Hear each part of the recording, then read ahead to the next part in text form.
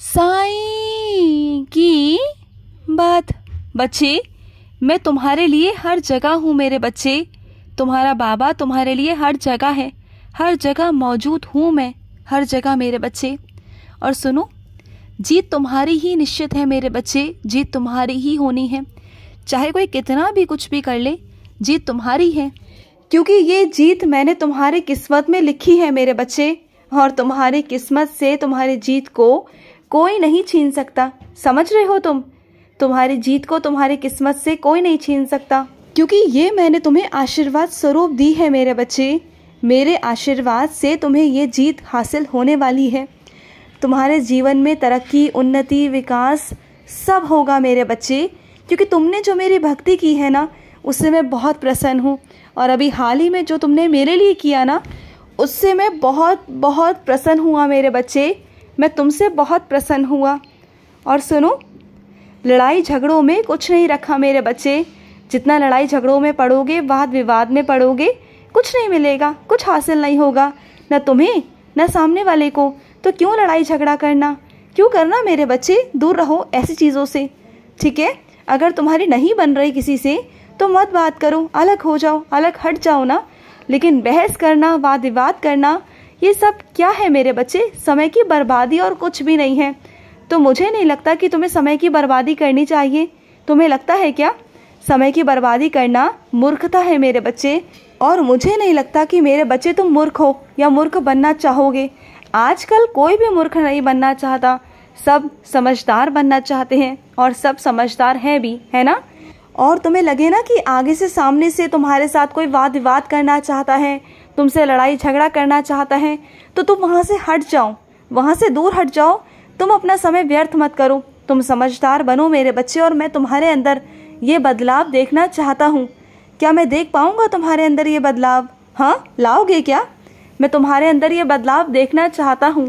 क्या ये मुझे मेरे बच्चे के अंदर बदलाव देखने को मिलेगा? बताओ बताओ, देखने को मिलेगा? बोलो। और सुनो, तुमने मुझसे काम मांगा था कि बाबा मुझे काम चाहिए।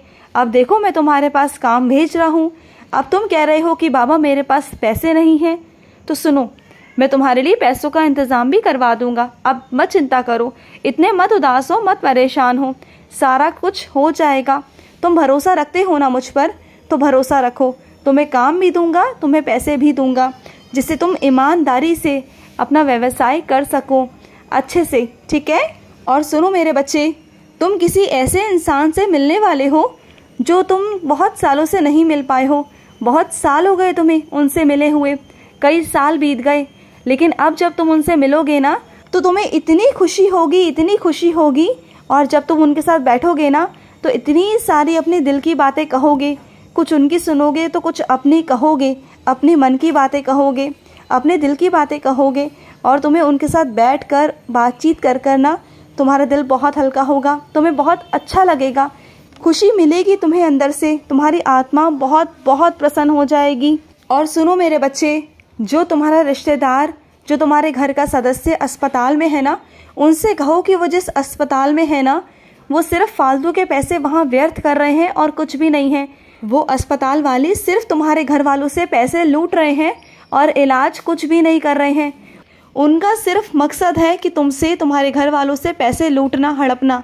और तुमसे क्या, हर किसी से। तो बस तुम समझ जाओ और वहाँ से हटा दो। तुम चाहो तो तुम अपना डॉक्टर बदल लो, अपना अस्पताल बदल लो मेरे बच्चे, लेकिन वहाँ मत करवाओ। वहाँ व्यर्थ के पैसे भी जा रहे हैं और ना ही ढंग से इलाज भी हो पा रहा है। तो बात को समझो मेरे बच्चे, उन्हें समझाओ कि वहाँ से वो हट जाए, डॉक्टर से बात करें और छुट्टी लें और दूसरे अस्पताल में चले जाएं। क्योंकि मैं नहीं चाहता कि मेरे बच्चों के परिवार से जो जुड़ा हुआ है, जो उसके परिवार में है, जो उसका सदस्य है, जो मेरे बच्चे से जुड़ा हुआ है ना, उसका कैसा भी कोई भी नुकसान हो। क्योंकि तुम उनके लिए प्रार्थना कर रहे थे ना, इसलिए मैं तुम्हें बोल रहा हूँ मेरे बच्चे। और सुनो, मैं अपनी बच्ची से कहना चाहता हूँ, हाँ तुमसे मेरी बच्ची, तुम ही से, कि अपने बच्चे को तुम जहाँ छोड़ के जाते हो ना काम पर, तुम काम पर चली जाती हो, लेकिन जहाँ तुम अपने बच्ची को छोड़कर जाती हो ना, उनके साथ वो अच्छा व्यवहार नहीं करते हैं। तुम्हारा बच्चा सहमा हुआ सा रहता है, वो तुमसे नहीं कह पाता। जो उसके साथ दुर्व्यवहार होता है ना, वो तुमसे नहीं कह पाता, क्योंकि तुम्हारे पीछे से उसे डराया धमकाया जाता है। समझो मेरी बात को, और तुम्हारे सामने तुम्हारा बच्चा कुछ नहीं कहता, सहमा हुआ सा रहता है, तो सुनो, उसे वहाँ से हटा दो, उस जगह से हटा दो। वहाँ बच्चा ठीक नहीं है, बिल्कुल भी ठीक नहीं है। उस बच्चे के मन में इतना कुछ भरा जा रहा है, उस बच्चे को इतना परेशान किया जा रहा है कि उसका मन अशांत हो रहा है। उसे समझ में नहीं आता, वो सहमा हुआ सा हो गया है। उसके मन में इतना डर भर दिया है कि वो तुमसे भी कुछ नहीं कह पा रहा। बल्कि अपने बच्चे को इतना अच्छे से रखो कि वो तुमसे सारी बातें कह पाए। उसके मन में से सबसे पहले डर निकालो, उस जगह से उसे हटाओ। अगर वो इसी तरीके से वहाँ रहेगा ना, तो एक दिन वो पूरी तरीके से मानसिक तनाव में आ जाएगा। तो ऐसा तुम मत करो, समझो। कम से कम तुम तो अपने बच्चे को समझते हो ना, और तुम्हें वो तुम्हारे बच्चे की गलतियाँ बताते हैं जानबूझकर कि तुम उस तह तक ना पहुँच पाओ। तो तुम अपने बच्चे को गलत मत समझो, बल्कि वो इंसान गलत है जो तुम्हारे बच्चे के लिए सफाई पेश कर रहे हैं। उनकी बातों को ना सुनकर अपने बच्चों की बात को सुनो।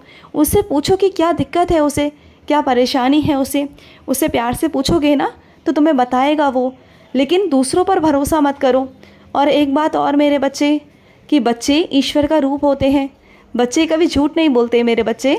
तो तुम इस बात का भी ध्यान क्यों नहीं रख रहे हो? तुम्हारा दिमाग, तुम्हारा मन वहाँ तक क्यों नहीं पहुँच पा रहा?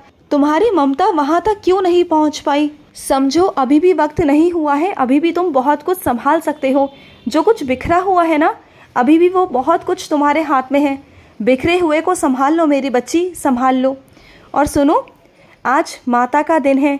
आज माँ का स्वागत करो। आज माँ की घट स्थापना अपने घर पर करना। माँ की पूरी पूरी कृपा, पूर्ण कृपा तुम पर रहेगी, तुम्हारे पूरे परिवार पर रहेगी। आज माँ तुम्हारे घर में प्रवेश करने जा रही है। माँ का आदर सत्कार करना और 9 दिन माँ की ना दिल से पूजा करना, भक्ति करना। जो तुम्हारी इच्छा होगी ना, वो मैं तुम्हारी माँ के रूप में पूरी कर दूंगा मेरे बच्चे। तुम्हारी माँ तुम्हारे घर में प्रवेश करेगी ना, तो देखना तुम्हारे घर से सारी नकारात्मक ऊर्जा दूर भाग जाएंगी। और देखना, जो भी आर्थिक स्थिति है ना, वो भी ठीक हो जाएगी। माँ के घर में प्रवेश करते ही तुम्हारे घर में खुशियाँ ही खुशियाँ होंगी मेरे बच्चे। और देखना, तुमने माँ से कहा है ना कि माँ मेरी झोली भर दो, तो देखना अगली साल के नवरात्रे आने से पहले पहले तुम्हारी गोद में एक किलकारी गूंजेगी मेरे बच्चे। क्योंकि इन 9 दिनों अगर तुमने माँ की दिल से सेवा की, पूजा की, भक्ति की ना, तो देखना कि कैसे माँ तुमसे प्रसन्न होकर ना तुम्हें वरदान देगी, तुम्हें आशीर्वाद देगी। तुम्हें उनकी कृपा प्राप्त होगी मेरे बच्चे, बहुत बहुत सारी कृपा प्राप्त होगी। और सुनो, तुम्हारे पीठ पीछे तुम्हारे कपड़े गायब हो रहे हैं मेरे बच्चे।